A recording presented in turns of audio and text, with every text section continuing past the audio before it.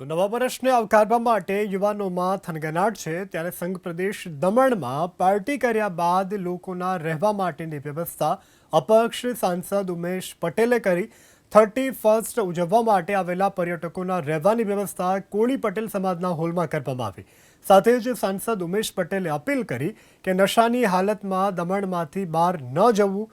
એટલું જ નહીં, પોલીસે પણ અપીલ કરી કે સંઘ પ્રદેશથી ગુજરાત જતા પ્રવાસીઓને ખોટી રીતે હેરાન ન કરવા।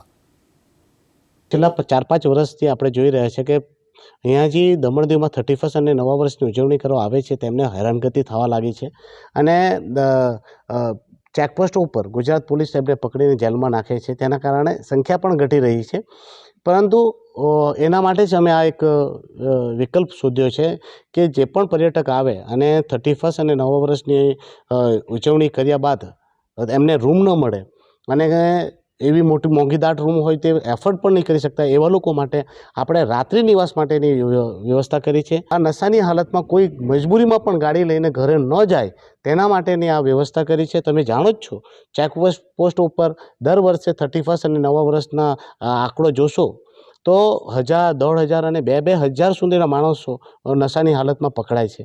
તો આવા માણસો પોલીસથી પણ પરેશાન થાય છે અને દરેક સમસ્યાનો એ શિકાર બને છે। તો આ લોકોને બચાવવા માટે, પર્યટકોને સલામત અને સુરક્ષિત રાખવા માટેનો આ પ્રયાસ છે।